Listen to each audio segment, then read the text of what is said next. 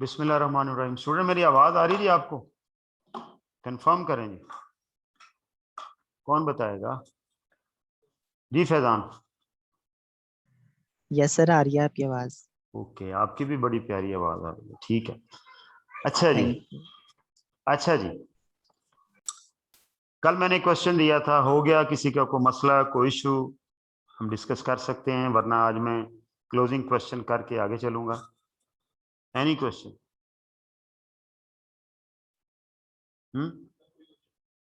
पूछ लेने दो ना जरा, शर्मा ना रहे।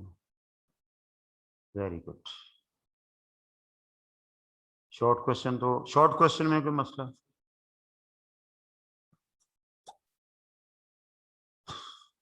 लो जी, आज हम इसको क्लोज कर देंगे। हमारा ये आखिरी क्वेश्चन है, ये जो भी लेटेस्ट पेपर है ये उसका क्वेश्चन है, तो इसलिए आज करने लगा हूं कि you can evaluate yourself कि after attempting all this 4-5 chapter क्या आप एग्जाम का क्वेश्चन अटेम्प्ट कर सकते हैं।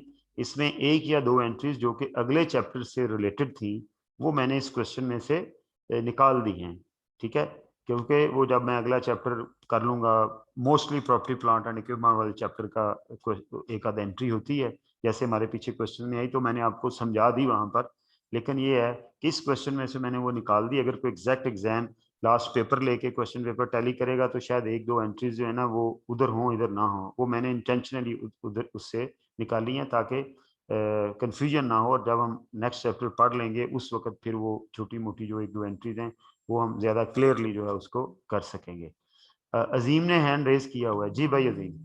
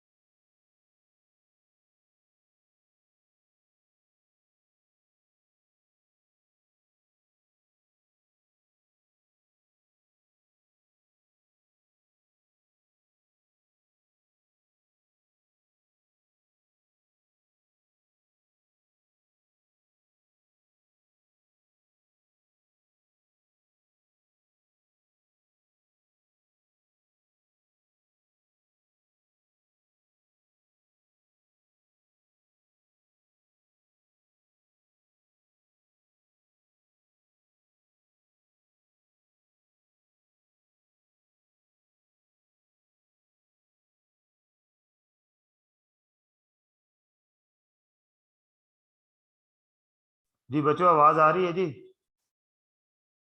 राना अजीम, आपने हैंड रेज किया हुआ है भाई। जी वालेकुम सलाम। MCQs number 16। MCQ number 16। और किसी का किसी एमसीक्यू में प्रॉब्लम? लाइबा नदीम, वो बच्ची क्वेश्चन पूछती होती है, निमरा आबिद, ठीक है, वो एक भाई साहब और डिस्काउंट का पूछते होते हैं, उस्मान, उसामा खान, ये वो बच्चे हैं जो मोस्टली क्वेश्चन पूछते हैं। ठीक है जी, हमजा गौहर ने तो हाथ रेज कर दिया। किसी का कोई क्वेश्चन? क्योंकि मैं खपा बड़ा हूँ यार इस चैप्टर के ऊपर, तो इसके ऊपर बिल्कुल अब आपकी कमांड होनी चाहिए। ठीक है, चलो जी। अबू बकर अब्दुल्ला भी आ गया जी क्वेश्चन में। और कोई? सर एक मिनट, पूछता हूँ, होल्ड करो। एमसीक्यू नंबर 16, और क्या प्रॉब्लम है जी? 35 35। और क्या प्रॉब्लम है जी? अनम्यूट करके बताएं जी। अब्दुल्ला। सर 7, 7, ये तो कल 32, 32, 29 29, और 18। 8। ठीक है जी, नोट कर लो भाई। 7, 16, 18, 29, 32, 35। ठीक है, क्लोज करो जी। जी, और कौन है जी? मोहम्मद हमजा। सर 31। 31 भी लिख लो। ठीक है, इन पे हम आते हैं जी। At the end of the chapter मैं इधर आऊंगा। ठीक है, अब हम क्वेश्चन पे जा रहे हैं, जो क्वेश्चन लास्ट एग्जाम में आया हुआ है। ठीक है, तो मैं बता रहा था कि एक आध एंट्री मैंने इसमें से इंटेंशनली स्किप की है। ठीक है, और वो अगले चैप्टर प्रॉपर्टी प्लांट या बैड डेट्स के चैप्टर से रिलेटेड है, वो जब कर लेंगे तो वो एंट्रीज कोई इशू नहीं रहेंगी। Following books of prime entry are available for Dirana international for the month of February. Sale day book बना के दी हुई है, सेल्स रिटर्न डे बुक बना के दी हुई है। आगे चलो जी। कैश बुक बना के दी हुई है। ठीक है, आगे चलो जी। Additional information, all purchases are made in cash और बैंक। परचेजेस क्रेडिट नहीं है, सब कैश में है या बैंक से पे हुई है।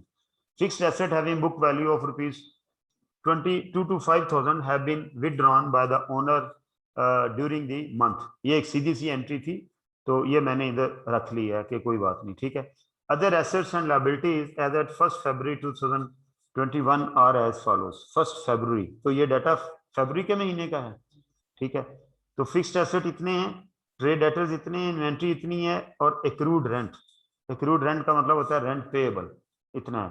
Prepare trial balance for the month ended February 28, 2021। Prepare preparation of ledger account is not necessary. वो कहता है लेजर के बगैर ही बनाएं। ठीक है, यानी जमा तफरीक करके बनाएं। अंडरस्टैंड किया? उसने कहा जी इज नॉट नेसेसरी, आप बना लेंगे तो अपना टाइम जाया करेंगे, ममानत नहीं है। कहता है जरूरी नहीं है। ठीक है, उसकी रिक्वायरमेंट नहीं है, मतलब हम लेजर नहीं बनाएंगे तो उससे कोई इशू नहीं आएगा। अंडरस्टैंड? तो इसको करना कैसे है जी? करना सीधी सी बात है, हम ट्रायल बैलेंस बनाना शुरू करेंगे। ओपनिंग बैलेंसेस ये हैं मेरे पास जब शुरू हुआ। ट्रेड डेटर्स का ये क्या है? रिसीवेबल कंट्रोल अकाउंट है। डेटर्स क्या होते हैं? रिसीवेबल होते हैं, रिसीवेबल कंट्रोल अकाउंट है। ठीक है जी, इन्वेंट्री दी हुई है, उसका स्टॉक दिया हुआ है, एक्रूड रेंट दिया हुआ है। ठीक है जी, तो ट्रायल हमने बनाना है। चलें जी, पीछे चलें, स्टार्ट करते हैं। जिनके मेरे पास ओपनिंग बैलेंसेज हैं, मैं वर्किंग के तौर पर उनके ओपनिंग लेके उसको फिर आगे लेके चलूंगा। ये मेरी सेल होगी जी इतनी। ठीक है, तो मेरा, अब मैं हर एक के लिए छोटी छोटी वर्किंग बना लेता हूँ। मैं एडवाइस करूंगा लेजर बना ले जमा तफरीक करने के, रफ वर्किंग के अंदर। ठीक है जी, जैसे ये मैं बनाने लगा हूँ, ये रिसीवेबल का लेजर है। रिसीवेबल का ओपनिंग बैलेंस दिया हुआ है, कितना है जी? 1320। क्लोजिंग बैलेंस कितना है? क्लोजिंग बैलेंस नहीं दिया, वो हमने निकालना है। ठीक है, उधार सेल कितनी है? ये 7500 इधर डेबिट करते होते हैं ना, और सेल अकाउंट को क्रेडिट करते होते हैं। मैं इधर वो सेल अकाउंट 7500 क्रेडिट कर दिया। ठीक है, इसकी जरूरत नहीं, इसलिए मैं रफ सा बना रहा हूँ। और जो सेल रिटर्न हुई है उसकी एंट्री हम क्या करते होते हैं? सेल रिटर्न अकाउंट डेबिट 600 से, और सिविल कंट्रोल अकाउंट क्रेडिट 600 से। लो जी, इनका काम बेटा जी खत्म हो गया। ठीक है, आगे चलो। देखने में बड़ा लगेगा कि यार पता नहीं कितना सवाल है और क्या है क्या नहीं है। ये ओपनिंग बैलेंसेस कैश बुक के दिए हुए हैं, कैश का और बैंक का। ये जो बैलेंस है, कैश का क्लोजिंग भी दिया हुआ और बैंक का उसने क्लोजिंग भी दिया हुआ। इसका मतलब क्या है? ट्रायल बैलेंस के 2 आइटम तो मुझे मिल गए। ठीक है, चलो जी, निकालते हैं ट्रायल बैलेंस के जो आइटम हमने दिए हुए हैं उनको। ये ट्रायल बैलेंस बनाना शुरू कर देते हैं।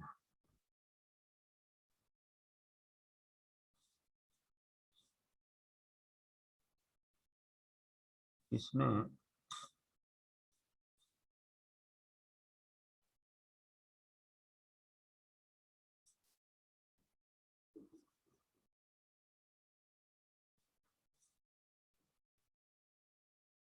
ये 1000 में है।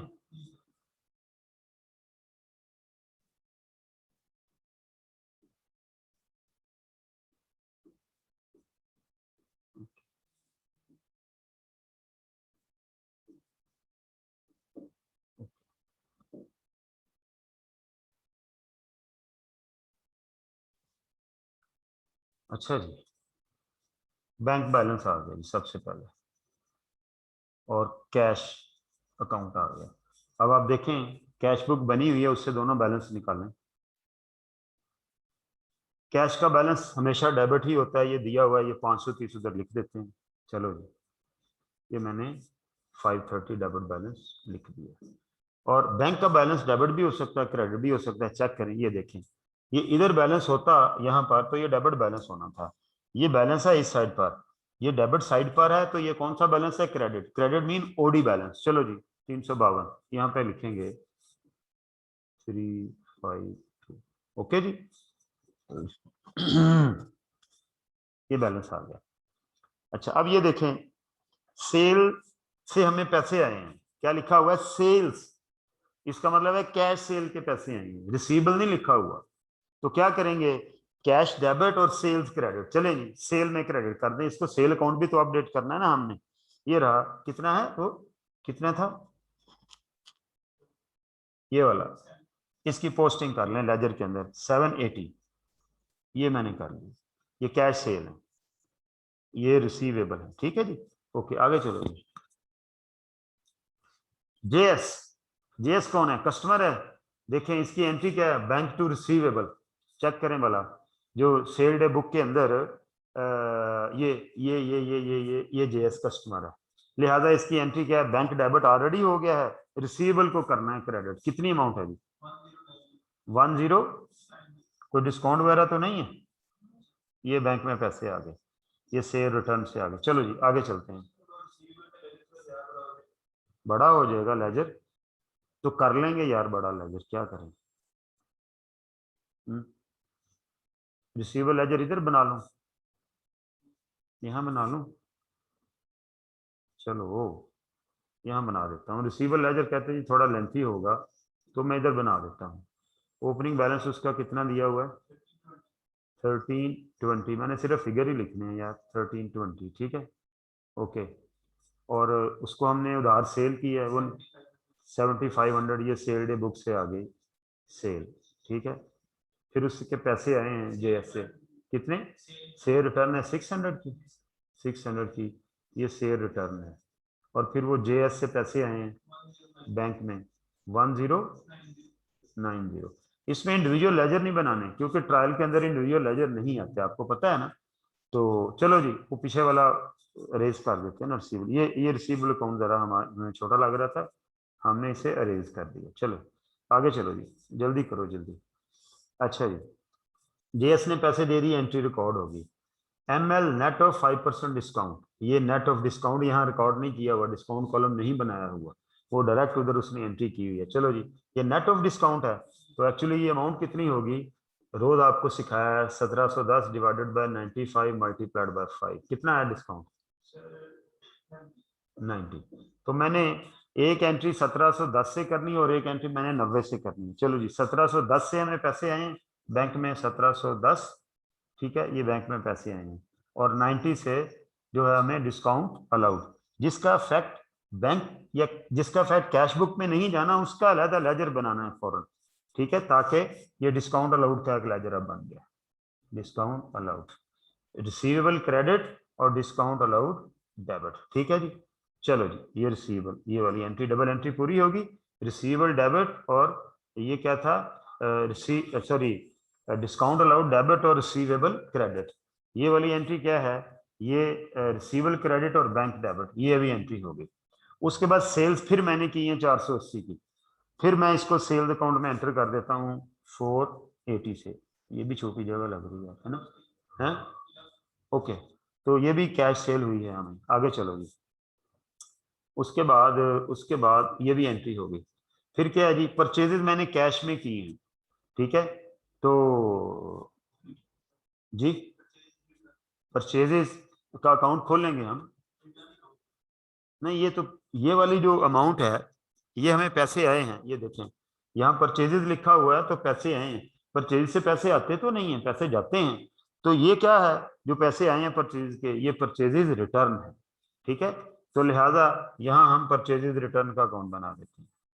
ये वर्किंग है मेरी, याद रहे, उसने लेजर नहीं मांगे हुए, लेकिन मुझे वर्किंग करके ये बनाने में आसानी है। मैंने एंट्री क्या की, कैश डेबिट हो गया और परचेजेस रिटर्न जो है वो क्रेडिट हो गई कैश से। ठीक है जी, ओके।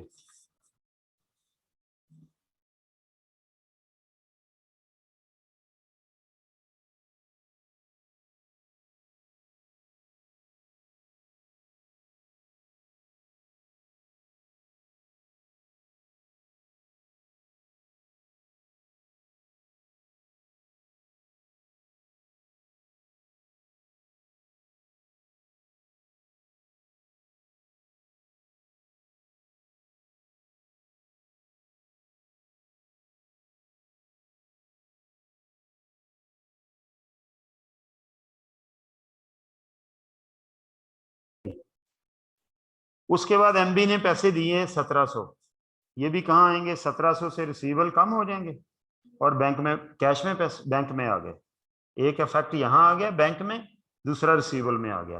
फिर 1300 फिर जेएस ने दिए हैं, ये रहा 1300, ये भी बैंक में इफेक्ट आ गया। इसकी ये वाली साइड फारग हो, ठीक है। उसके बाद इधर आ जाए, परचेज नेट ऑफ 2% डिस्काउंट। ठीक है, परचेज सारी होती ही कैश में है और ये नेट ऑफ 2% डिस्काउंट का मतलब है ये जब कैश परचेज की उस वक्त डिस्काउंट लिया, तो ये वाला डिस्काउंट कहीं रिकॉर्ड नहीं होता मेरे बच्चों। ये नहीं करना कि जैसे ये नेट ऑफ डिस्काउंट है, पहले उधार बेचा फिर डिस्काउंट किया, ये रिकॉर्ड हुआ, लेकिन ये परचेज उसने कहा सारी बैंक से या कैश से होती, मतलब उधार नहीं होती।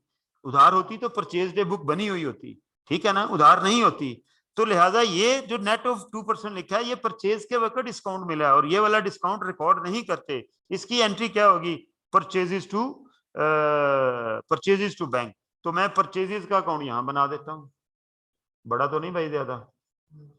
परचेज अकाउंट कितना है जी, 980 से, ये रहा। ठीक है, ओके, ये तो उसकी कैलकुलेशन थी डिस्काउंट की। चलो जी, ये पोस्ट हो गया। उसके बाद रिपेयर एंड मेंटेनेंस, ये इनके अकाउंट बनाने की जरूरत नहीं है। रिपेयर एंड मेंटेनेंस की और कोई एंट्री नहीं है ना, तो इसने एज इट इज ही ट्रायल, ये टी बनेगी, पोस्टिंग होगी, ट्रायल में चला जाएगा। तो इनको मैं डायरेक्ट ट्रायल में ले जा सकता हूँ जिसके अंदर एक एक एंट्री है। ये ले ली, रिपेयर एंड मेंटेनेंस, कितना 130। चलो जी आगे चलें, ये रहा रिपेयर एंड मेंटेनेंस। उसके बाद कहता है जी परचेजेस, ये रही कैश में भी की हैं और फिर बैंक से भी की हैं, ये सारी purchases, purchases account debit to cash credit, ये वाला। फिर परचेज अकाउंट डेबिट 2000 से टू बैंक क्रेडिट, पोस्टिंग हो गई। ये कैश से, ये भी बैंक से, ये भी बैंक से। चलो जी, ये भी पोस्ट हो गया। उसके बाद रिटर्न इनवर्ड, ये क्या है, सेल्स रिटर्न है और कैश वापस दिया है, कैश वापस दिया है, इसका मतलब ये कैश से रिटर्न है। कैश क्रेडिट हो गया और सेल्स रिटर्न का एक अकाउंट बना देते हैं, ये सेल रिटर्न का अकाउंट बना हुआ है, ऐसे ही है ना जी। सेल रिटर्न में पहले 600 कहां से आया हुआ, ओके ओके, हाँ वो यहां से आई थी, ये उधार वाली एंट्री ऐसी, बिल्कुल ये एंट्री आई थी यहाँ, ये देखें। तो ये कैश से रिटर्न हो रही है, कितनी 120। कैश से रिटर्न से मुराद है कि जो हमने खरीदी कैश में थी, अगर कैश में नहीं भी खरीदी थी, उधार खरीदी थी, उनको पेमेंट कर दी और अब वो रिटर्न हो रही है। ठीक है, पेमेंट के बाद अगर से रिटर्न हो तो चाहे वो पहले उधार ही हो, वो कैश से रिटर्न ही गिनी जाएगी। चलो जी आगे,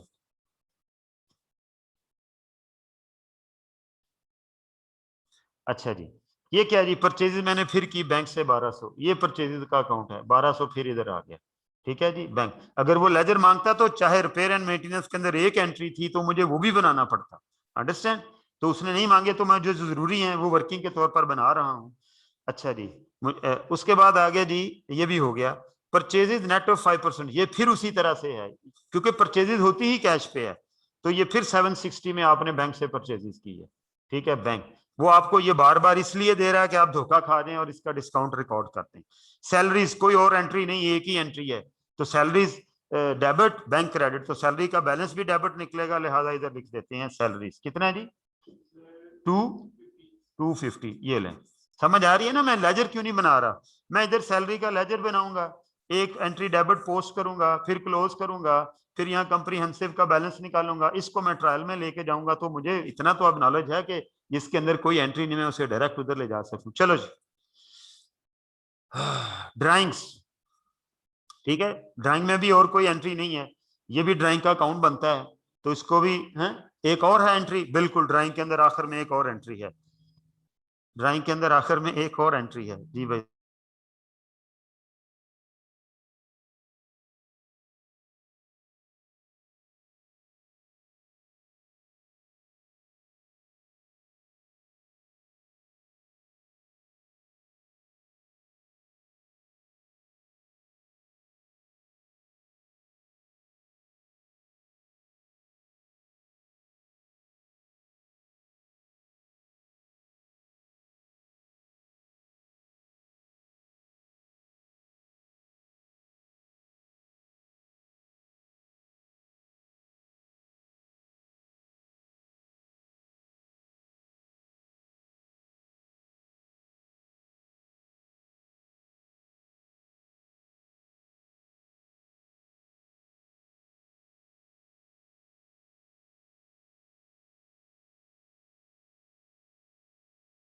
यार ये थोड़ा इशू हो रहा है आज ना, क्या मसला है यार इसको है। चलें खैर। हाँ जी, आवाज आ रही मेरी? ओके ठीक है, आवाज आ रही है, हैंड रेज कर दिया उसने। ओके, अच्छा हम थे इस एंट्री के ऊपर कि ड्राइंग है, ड्राइंग की एक और एंट्री भी है, लिहाजा मैं ड्राइंग का एक छोटा सा अकाउंट यहाँ बना देता हूँ, ड्राइंग अकाउंट। ठीक है, ये बैंक से उसने पैसे लिए हैं, पता नहीं किस पर्पज के लिए, लेकिन उसने ड्राइंग लिखा हुआ है, तो ये ड्राइंग है हमारे पॉइंट ऑफ व्यू से, ये बैंक की एंट्री होगी।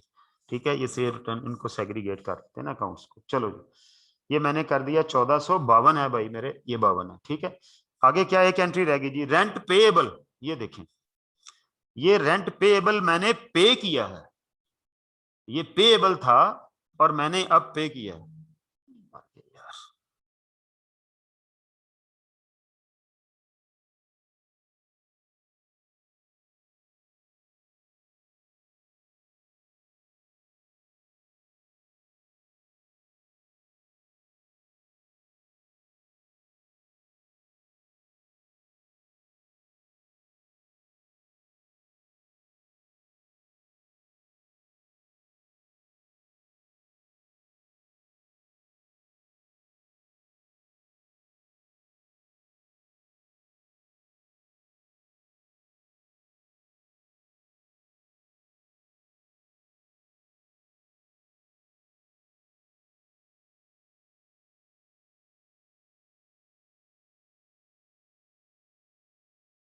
मोहम्मद हमजा,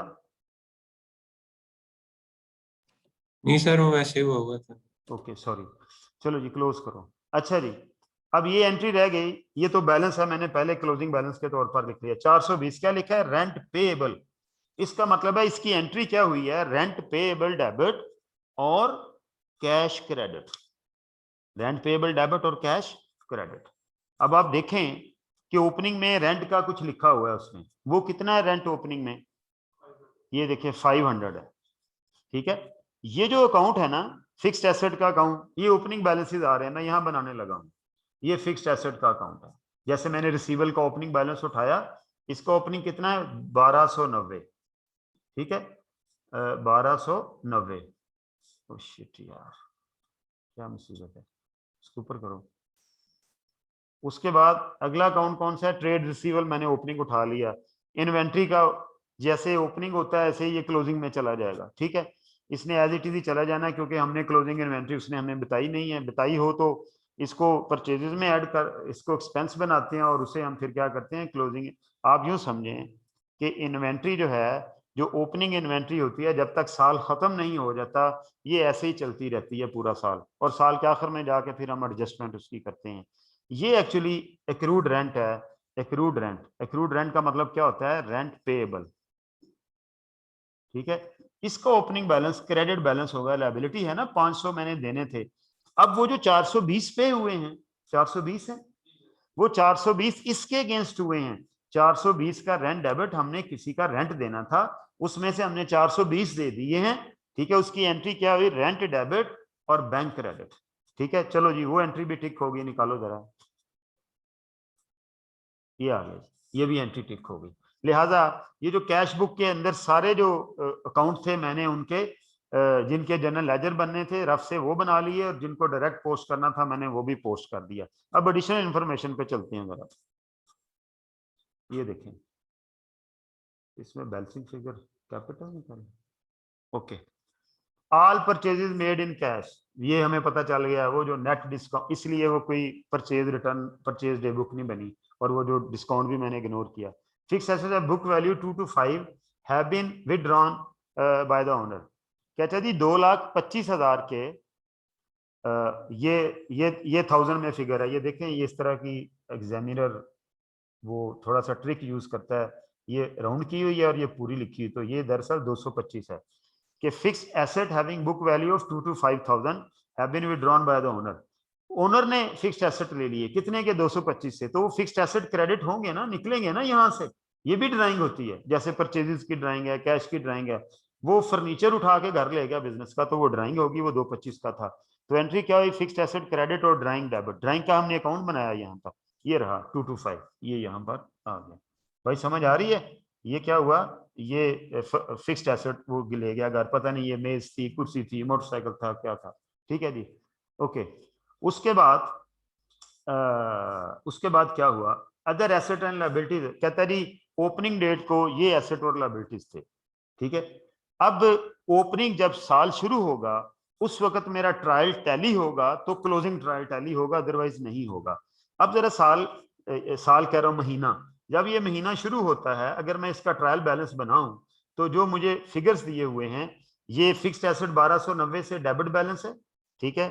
ट्रेड रिसीवेबल 1320 से ये भी डेबिट बैलेंस होता है, ये रिसीवेबल है, ये फिक्स्ड एसेट है, ये मैं ओपनिंग डेट का ट्रायल बैलेंस बना रहा हूँ। और इन्वेंट्री जो है, इन्वेंट्री ये भी 2400, ये भी एसेट होता है हमारा। और ये क्या था, एक्रूड रेंट, एक्रूड का मतलब होता है पेएबल, ठीक है। तो पेएबल रेंट जो है, एक्सपेंस के साथ एक्रूड का वर्ड लगे तो वो पेएबल होता है, इनकम के साथ एक्रूड का वर्ड लगे तो वो रिसीवेबल होता है, ठीक है। एक्रूड सेल का मतलब है उधार सेल, एक्रूड एक्सपेंस का मतलब है उधार, हमने बेनिफिट ले लिया लेकिन हमने अभी उसका एक्सपेंस नहीं किया, तो चलते रहने दो। वो कितना है, वो 500 है, वो क्रेडिट बैलेंस है। लो जी, अब आपने ये ट्रायल बैलेंस नहीं है, ये देखें, ये ट्रायल बैलेंस नहीं है, इधर सिर्फ 500 है और इधर ज्यादा सारी फिगर है। तो यहां पर हम, हाँ जी, बैंक एंड कैश का भी ओपनिंग बैलेंस इसमें लेके जाना है हमने, वो भी लिखें, ठीक है। ये ट्रायल बैलेंस अभी टैली नहीं है, देख लें कौन कौन सी चीज रह गई। ये कैश का भी ओपनिंग बैलेंस 140 है और बैंक का भी डेबिट बैलेंस है, यानी जब महीना शुरू हुआ तो हमारे बैंक में भी अपने पैसे थे और कैश में भी थे, 140 और 490, ये भी इस ट्रायल में लिखने हैं।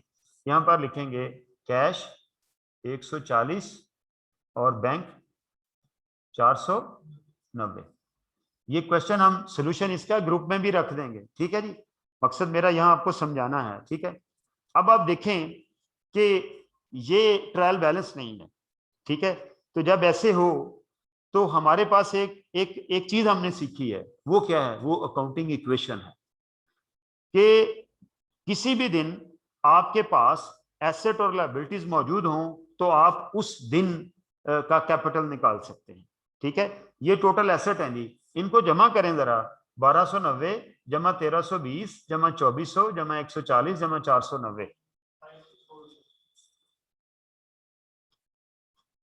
ठीक है जी। ये देखें इक्वेशन ये होती है ना, assets are equal to equity minus liability, उसने तीसरा चैप्टर भी साथ टूंग दिया, ठीक है। एसेट कितने हैं मेरे, ये सब एसेट का मैंने टोटल लगाया, कितना बना, ये मैं यहां भी लिख देने लगा हूं, 5640, ये रहा 5640। अब मैंने लायबिलिटीज माइनस कर दी, लायबिलिटी कितनी है, 500 की, ठीक है। ये लायबिलिटी, इक्विटी एक साइड पे रहने, लायबिलिटी उधर चले, उधर जाके ये ऐड हो जाएगी, ठीक है ना। Oh sorry, equity plus liability, plus का साइन क्यों नहीं मैं लगा रहा, ठीक है। इधर जाके ये माइनस हो जाएगी, ये प्लस है तो ये भी प्लस है, जब ये इधर आएगी तो ये क्या हो जाएगी, माइनस हो जाएगी। 5640 minus 500 is equal to equity.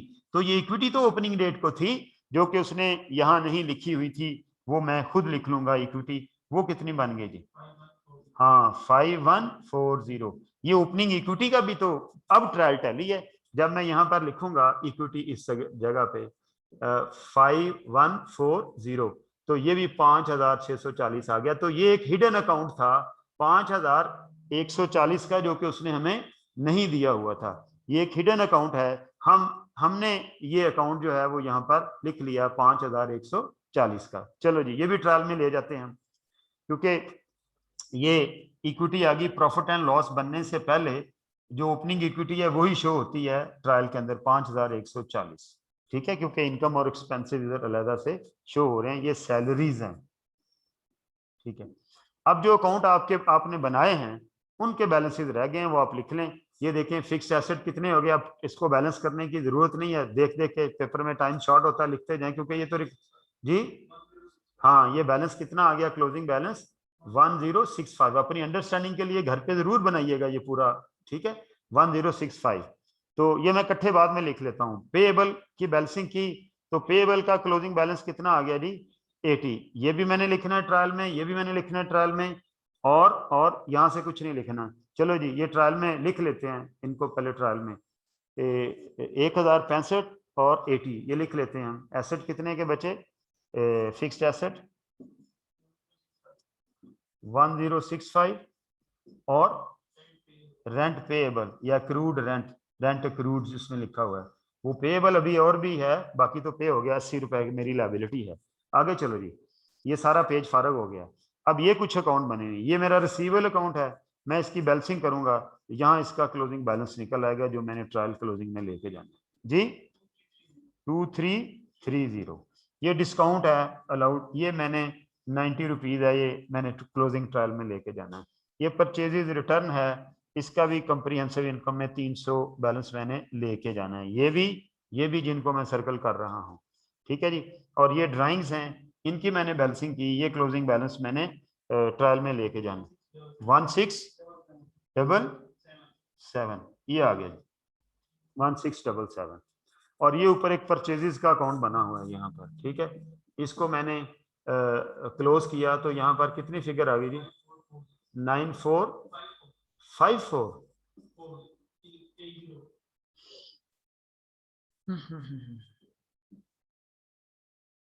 कितना है जी, 5440।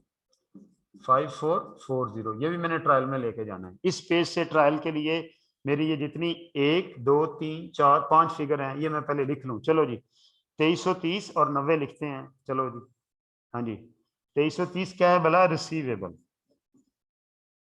2330, और 90 क्या है, डिस्काउंट अलाउड।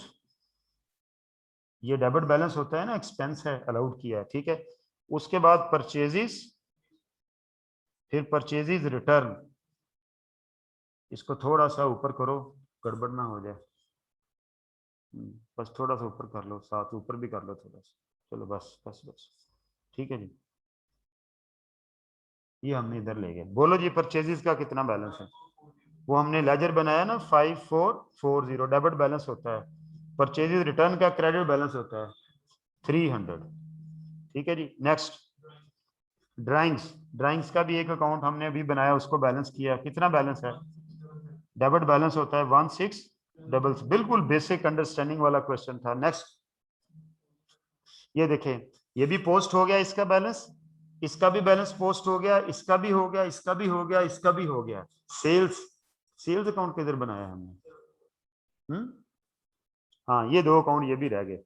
इसकी जब मैंने बैलेंसिंग की यहाँ पर, तो इधर कंप्रीहेंसिव इनकम में सेल कितनी जानी है जी, टोटल 8760। ये लेजर मैंने इसलिए बना दिए कि कोई लेजर मिस ना हो जाए, जबानी जमा तफरीक करने की बजाय ये वर्किंग में पूरे लेजर नहीं बनाए हमने। ये कितना हो गया जी, 720, ये भी कंप्रीहेंसिव इनकम में जाएगा। ये 2 अकाउंट, सेल्स का बैलेंस क्रेडिट होता है, डेबिट साइड पर है, तो इसको लिखें ट्रायल में 8760 को। चलें जी, ऊपर करो थोड़ा सा, ठीक है, यहाँ पे मैं लिखता हूँ सेल्स, क्रेडिट बैलेंस है 8760। चेक करो यार, गलती ना हो, चलो थोड़ा इसको ऊपर करो ना,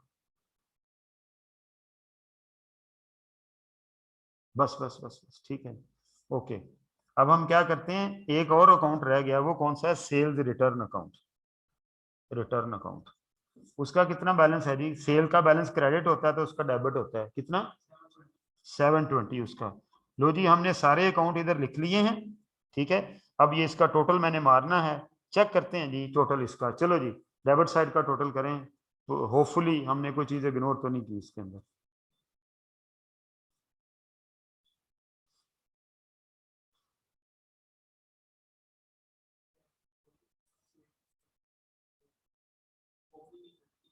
इन्वेंट्री लिखी है बेटे, ये मैंने कहीं लिखी इन्वेंट्री? ओहो, इन्वेंट्री मैं बोल गया हूँ, मैंने लिखा नहीं है। इन्वेंट्री भी लिखनी है ना इधर, तो मैं यहाँ लिख देता हूँ इन्वेंट्री। ये देखें, मैंने कहा था कि ओपनिंग इन्वेंट्री जब ट्रायल बनता है तो as it is closing trial में आ जाती है। फाइनेंशियल स्टेटमेंट बनती हैं तो फिर क्लोजिंग इन्वेंट्री सामने आती है जो अगले साल के लिए ओपनिंग बन जाती है, वो फिर वो अगला साल ट्रायल में चली जाती है। कितनी है इन्वेंट्री?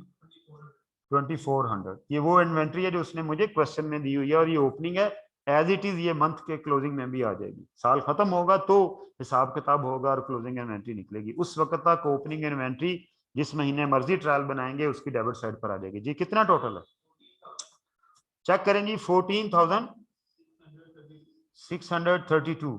इधर भी चेक करें, 14,632। लो जी, ये हमारा ट्रायल बैलेंस जो है वो मुकम्मल हो गया। ठीक है, तो इस तरह चैप्टर नंबर 3 क्वेश्चन का थोड़ा सा नॉलेज, चैप्टर नंबर 4 मतलब सब्सिडी बुक्स का question number, chapter number 5 control account का, इंडिविजुअल अकाउंट नहीं बनाने।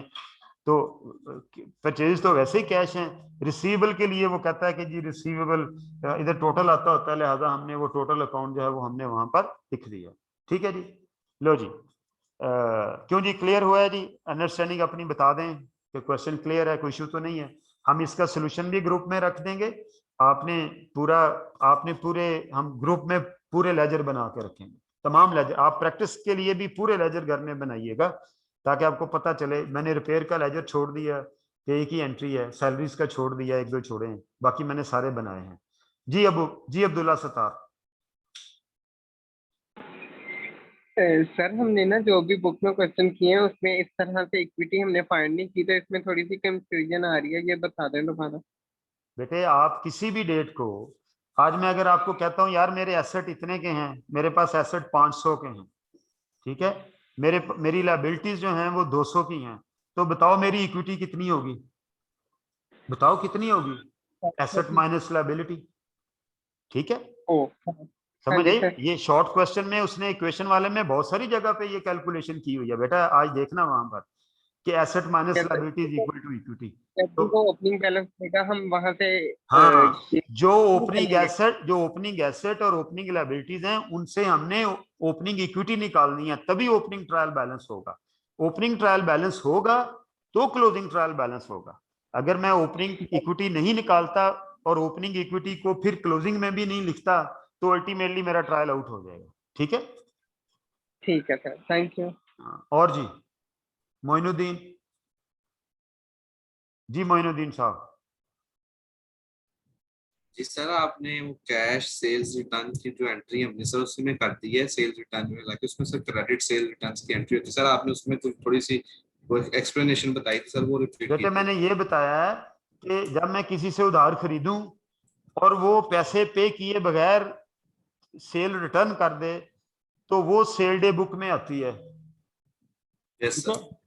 वो सेल डे बुक में आती है। लेकिन अगर मैं उधार खरीदूं और बंदा मुझे उसकी पेमेंट भी कर दे, अब अगर वो सेल चीजें वापस करता है तो वो फिर कैश बुक के थ्रू जाएगी, वो फिर कैश से रिटर्न बन जाएगी। समझ आइए बात की? Yes sir. तो वो यस सर, इसलिए कैश फिर, सेल रिटर्न। हाँ फिर वो कैश से रिटर्न होगी। ठीक है तो सर उसका अलग लेजर नहीं बनेगा कैश सेल रिटर्न बेटा, का? से रिटर्न होती है, कैश से रिटर्न भी उधर ही जाएगी और जो क्रेडिट से क्रेडिट रिटर्न है वो सेल भी उधर ही रिटर्न। जाएगी, क्योंकि मुझे टोटल से रिटर्न चाहिए। ठीक है, ठीक हाँ होगा सर। वैसे और सर ये दूसरा इन्वेंट्री का जो जो आपने बताया कि ये लास्ट पे जाता होता है, उधर जाके एक शो होता है, ये थोड़ा सा बताइएगा। बेटे, इन्वेंट्री जो है जब साल शुरू होता है ना तो अकाउंटेंट जी लोग जी। क्या करते हैं, वो जो पिछले साल की इन्वेंट्री है वो ओपनिंग उठा लेते हैं लेजर में, यस लेकिन सर। पूरा ठीक साल है उसके अंदर वो एंट्री नहीं करते। परचेजेस का अलहदा अकाउंट खोल लेते हैं। लिहाजा जब क्लोजिंग ट्रायल बनता है तो उसके अंदर ओपनिंग इन्वेंट्री आती है और परचेजेस आती हैं। ठीक है, वो दोनों अकाउंट आ जाते हैं, लेकिन क्लोजिंग इन्वेंट्री नहीं आती, क्योंकि क्लोजिंग इन्वेंट्री उस वक्त आएगी जब ट्रायल के बाद फाइनेंशियल स्टेटमेंट बनेगी। ठीक है, तो फिर जो क्लोजिंग स्टॉक निकलेगा वो एक ट्रायल बनता है प्री फाइनेंशियल स्टेटमेंट, ये वो pre financial statement trial balance हम बना रहे हैं। एक बनता है पोस्ट फाइनेंशियल स्टेटमेंट, शायद पीछे पड़ा था, थोड़ा सा आइडिया हो तो वो जो पोस्ट फाइनेंशियल स्टेटमेंट ट्रायल बनता है उसमें इनकम और एक्सपेंसेस नहीं आते, मैंने बताया था, उसमें सिर्फ एसेट और लायबिलिटीज आती हैं, तो वहां पर फिर क्लोजिंग इन्वेंट्री उसमें आएगी। जो pre financial statement trial balance बनता है उसके ट्रायल के अंदर ओपनिंग इन्वेंट्री ही आएगी, क्लोजिंग इन्वेंट्री नहीं आएगी। ठीक है, ठीक हो गया, ठीक। और जी अच्छा जी आप बताएं जी, बच्चों को समझ आ गई है ये जो मैंने आज सारा काम किया है, ये सारी टोटल हमारी अंडरस्टैंडिंग का कह लें कि ये एसेंस था। जरा हैंड रेज करके मुझे तसल्ली करा दें कि आप लोगों को समझ लग गया है। वाह भाई, ये तो हार्ट आने शुरू हो गए हैं।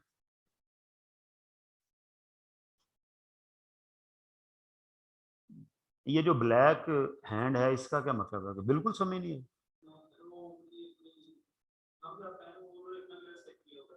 नहीं, कलर का कोई मतलब होता है भाई, मुझे इतना तो पता है। ये मोहम्मद बिलाल यार, ये आपने अपने हाथ और थम्स अप काला क्यों किया हुआ, इसका क्या मतलब होता है? हमें जरा पता चल जाए कि थोड़ा थोड़ा समय लगा या समय नहीं लगा, ये क्या है? सर वैसे स्किन टोन किया हुआ है। अच्छा, इसको यार सही कर लो, ये हाथ पैर मुंह काले अच्छे नहीं लगते। ठीक,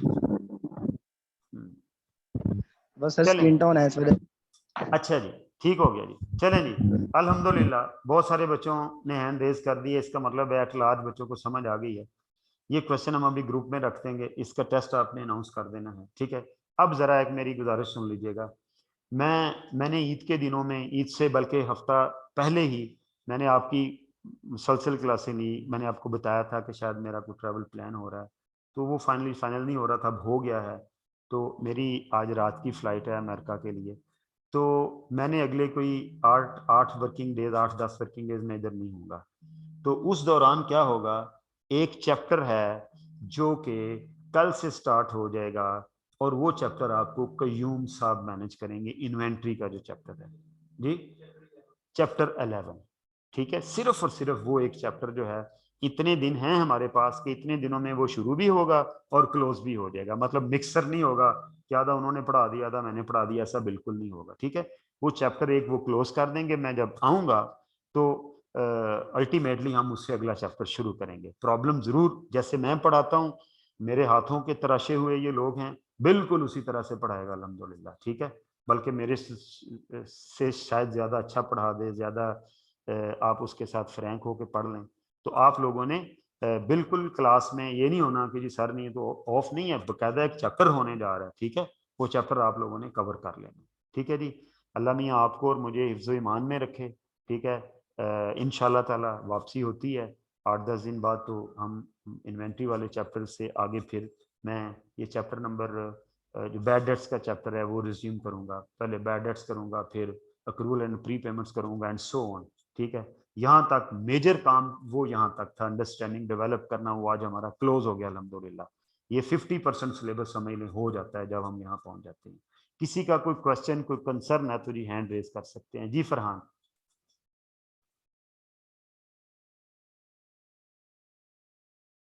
ये पहले के मेरा हैंड रेज हुए हुए हैं। ठीक है, ये कौन है यार? जी भाई जल्दी बोल दे जरा। सर मेरा आज कनेक्ट नहीं हो रहा था, तो मेरा पहला कुछ पार्ट रह गया। मैं करता हूँ जी, इसको अपलोड कर देते हैं। ठीक है, अपलोड कर देते हैं। अदनान अब्बास यही मसला है इसका? अच्छा, अगला बंदा कौन है जी? मोहम्मद हमजा यही मसला है? Sir objective questions. हाँ जी, ऑब्जेक्टिव क्वेश्चन पे आ जाएंगे जरा। वो मैं पहले ये क्लोज कर लिया, अब हम आखिरी अब चीज में ऑब्जेक्टिव क्वेश्चन पे चला जाऊंगा। चलो जी बोलते जाओ जी। सबसे पहले कौन सा है? 7। In the books of Faizan, Sarmad has debit balance of ₹3000, debit balance उससे लेने, and credit of balance of ₹1500। Sarmad has requested to adjust debit balance with, ये यार वो जो कंट्रोल अकाउंट की एडजस्टमेंट डालनी है वही है। What is the counter entry to be pass? जो पेएबल है वो 1500 है, और रिसीवेबल जो है, डेबिट बैलेंस का मतलब है रिसीवेबल, क्रेडिट बैलेंस का मतलब होता है payable.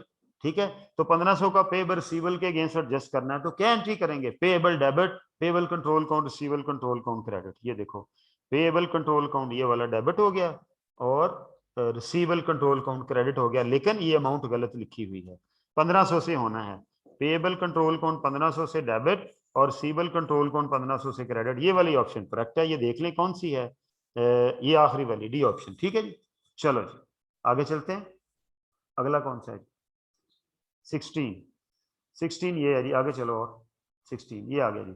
N account receivable control ledger account had a closing balance of rupees 23,200 receivable. This control account receivable ledger contain a contra to be account payable, किधर गया यार, account payable 1100 but it had been posted to wrong side of the control account. ठीक है, what is the correct closing balance? वो देखो, कहता है जी ये हमने एक बंदे का बैलेंस निकाला हुआ है रिसीवेबल का, वो निकला हुआ है जी कितना, 23,200 से ये निकला, लेकिन इसके अंदर एक फटा हुआ है। वो क्या हुआ, कहता है जी हमने इसके अंदर एडजस्टमेंट की हुई है कॉन्ट्रा एंट्री की पेएबल की 1100 की। ठीक है, अब पेएबल को जब मैंने कॉन्ट्रा करना है, कहता है जी contained a contra to the account payable 1100 but it had been posted to wrong side of control account.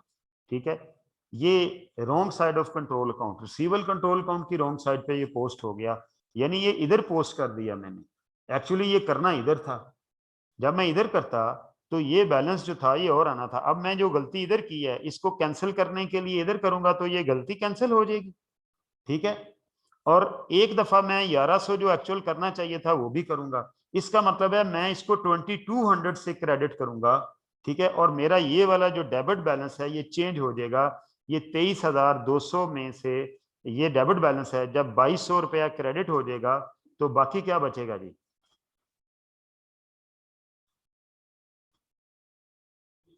20,800 वाली ऑप्शन है। ठीक है जी, क्या हुआ, पेएबल कंट्रोल अकाउंट में गलत पे उसने पोस्टिंग की हुई है।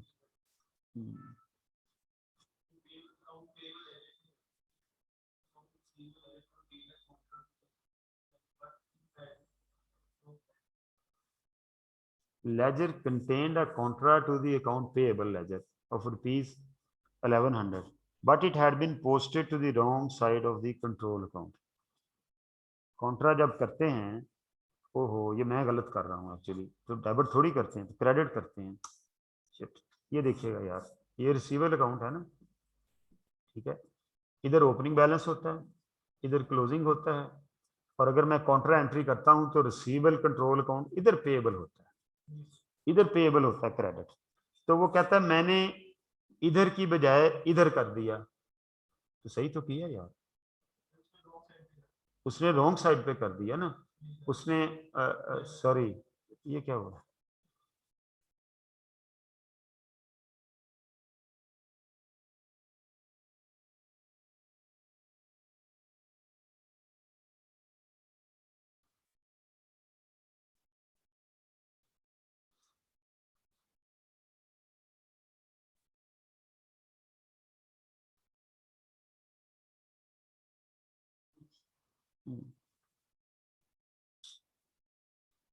देखें जब अगर मैं पेएबल एडजस्ट करता हूं तो मैं एंट्री क्या करता हूं, पेएबल कंट्रोल अकाउंट डेबिट और रिसीवेबल कंट्रोल अकाउंट क्रेडिट।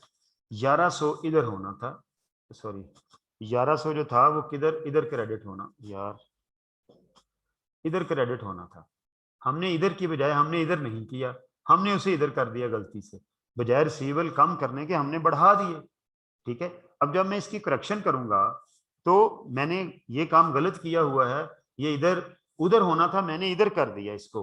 अब जब मैं इसकी करेक्शन करूंगा यार तो क्या होगा, ये डबल अमाउंट से क्रेडिट हो जाएगा, 2200 से इस साइड पर आ जाएगा 2200।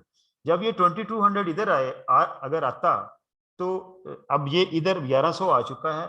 1100 जो गलत इधर आया डेबिट उसे कैंसिल करने के लिए लिखा, और 1100 मैंने रिसीवेबल को, वो जो पेएबल का कॉन्ट्रा का एक्चुअल इफेक्ट था वो लिखा।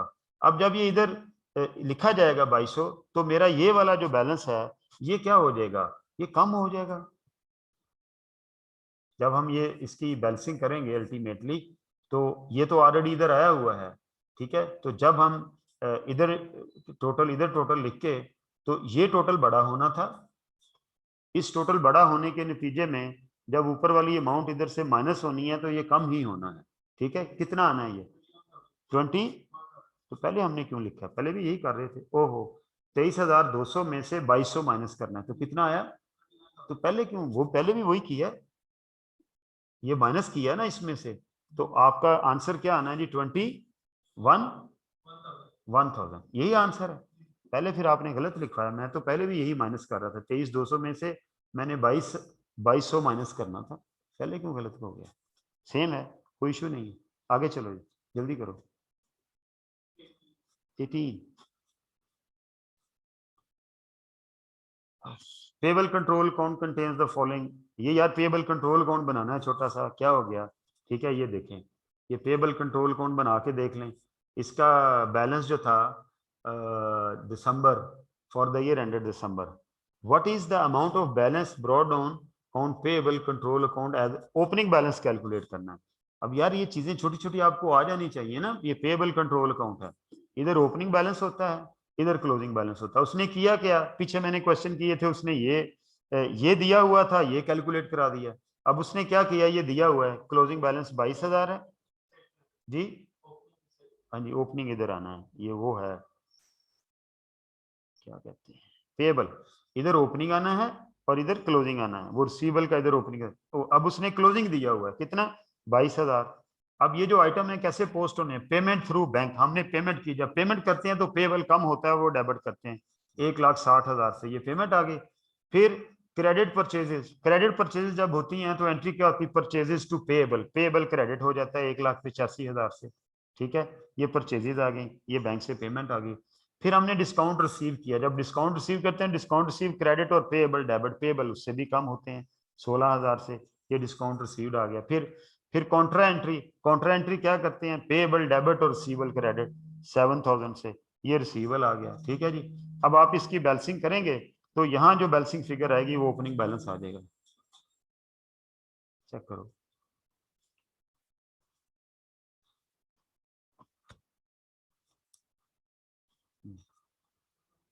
जी, 20,000 यही आंसर है। ये 20,000 इधर आ गया। बात समझ गए हैं ना? कंट्रोल अकाउंट का नॉलेज यूज करना है हमने। आगे जाके एक चैप्टर हमने और करना है, रेक्टिफिकेशन ऑफ कंट्रोल अकाउंट। उसके बाद ये चीज अटेम्प्ट करेंगे तो ये और माशाल्लाह पक्का काम हो जाएगा। आगे जी, जल्दी करोगे। 29 कहता है in which book of prime entry does purchases on account of 500,000 would be recorded on account. Purchases on account credit purchases को कहते हैं, purchases on account credit purchases को कहते हैं। यहाँ क्वेश्चन मेरा ख्याल ये होना चाहिए था कि सर ऑन अकाउंट परचेजेज क्या होती हैं? ये क्रेडिट परचेजेज होती हैं। तो बेटे क्रेडिट परचेजेज कहाँ बुक करते हैं? परचेज डे बुक के अंदर। आगे चलो। हाँ 31 in which book of prime entry does debit note received worth ₹1,000 would be recorded? Debit note, debit note जो हम रिसीव करते हैं ये कब होता है? जब मैंने किसी से सेल की थी, किसी से परचेज की थी तो मैंने उसे क्रेडिट किया था। अब मैं उसे डेबिट करूंगा तो डेबिट नोट इश्यू करूंगा। तो इसका मतलब क्या है कि परचेजेस रिटर्न होंगी तो ये डेबिट नोट इश्यू होगा। ठीक है, जब मैंने परचेजेस की तो एंट्री क्या की? Purchases to payable. अब मैंने परचेजेस वापस करनी है, मैंने उसके अकाउंट को क्रेडिट किया पेएबल को। अब जब मैंने परचेजेस वापस करनी है तो मैंने उसके अकाउंट को डेबिट करना है और उससे बताना है। डेबिट नोट रिसीव्ड का मतलब है कि अगले बंदे ने एक्नॉलेज कर लिया जी आपकी चीजें मुझे वापस आ गई, वो मेरे लिए डेबिट नोट बन जाएगा। तो इसकी जो करेक्ट ऑप्शन है वो क्या है? Return outward, return inward journal, return inward journal. ठीक है, ये उस बंदे का डेबिट नोट है, मैंने रिसीव किया। एक्चुअली ये है उस बंदे का पेएबल था, उसने अपना पेएबल कम करने के लिए चीजें मुझे वापस कर दी और मेरे लिए वो क्या हो जाएगा? उसका डेबिट नोट है, लिखा हुआ ना डेबिट नोट रिसीव्ड, ये मैंने नहीं बनाया, उसका डेबिट नोट है, मुझे मिला है। तो उसके लिए ये क्रेडिट, उसके लिए जो डेबिट नोट है वो मेरे लिए क्या बन जाएगा? क्रेडिट नोट है। तो इसका मतलब क्या हुआ कि कब मैं डेबिट नोट रिसीव करता हूं? जब जिस बंदे को मैंने उधार सेल की हुई है वो मुझे चीजें वापस करता है। तो ये रिटर्न इनवर्ड जर्नल है। रिटर्न इनवर्ड जर्नल का मतलब क्या है? Purchases, sorry cell return book इसे कहते हैं। याद है मैंने बताया था सेल रिटर्न बुक। चलें जी आगे जी। 32 in which book of prime entry does sales on account, sale on account ये वही एंट्री है यार, सेल ऑन अकाउंट उधार सेल को कहते हैं। तो ये कहाँ आएगी? सेल्स जर्नल, जिसे हम, मैंने बोला था ना इन सबको जर्नल भी कह देते हैं, कैश बुक को कैश जर्नल भी कह देते हैं। ठीक है, तो sales journal, sale return book. चलो सॉरी सेल डे बुक। आगे 35 the return inward account would be found in, return inward mean sales return, ये कहाँ मिलेगा? ये भाई जनरल लेजर के अंदर अकाउंट ये मेंटेन होता है, ठीक है। और nominal ledger, nominal ledger, general ledger को मैंने आपको बताया था, इसका दूसरा नाम क्या है? General ledger. ये थ्योरी पढ़ते हुए अगर आपने गौर से पढ़ा होगा तो ये पता होगा, उसे नॉमिनल लेजर भी कहते हैं। नेक्स्ट ले जी, दैट्स ऑल, ठीक है जी। कल इसका टेस्ट अनाउंस कर दीजिएगा, इसका सोल्यूशन ग्रुप में लगा दीजिएगा, ठीक है। दुआ कीजिएगा कि खैर खैरियत से वापसी हो इंशाल्लाह ताला। एक चैप्टर आपने आपका ऑलमोस्ट क्या बिल्कुल एग्जैक्टली बड़े अच्छे तरीके से प्रैक्टिस करके आराम आराम से वो मुकम्मल हो जाना है। आप उसको अटेम्प्ट कीजिएगा, कोई सुस्ती नहीं करनी, क्योंकि बाद में वो फिर चीज़ें आगे, वो इन्वेंट्री वाला चैप्टर आगे किसी जगह यूज होगा तो फिर प्रॉब्लम आएगी, ठीक है जी। हम अगले क्वेश्चंस के अंदर इन्वेंट्री का थोड़ा सा टच तो दिया करेंगे, लेकिन ऐसा इन्वेंट्री का कॉन्सेप्ट क्या है, इन्वेंट्री के डिफरेंट मेथड्स क्या हैं, वो सारे अभी आपको मजबूरी है। प्रोफेशनल बंदों के पढ़ाने का एक इशू होता है कि कभी कभार कोई प्रोफेशनल बिजनेस हो तो हम उसके ऊपर हमारा कॉम्प्रोमाइज़ जो है वो थोड़ा सा करना पड़ता है। तो अल्लाह खैर करे जी, इंशाल्लाह ताला वापसी पे आपसे मुलाकात होगी। अपने लिए और मेरे लिए दुआ कीजिएगा, अल्लाह मियां हमें अपनी हिफ्ज़ ईमान में रखे जी। Thank you very much. Lecture तो है ना यार, ये अपलोड कर, ठीक हो गया।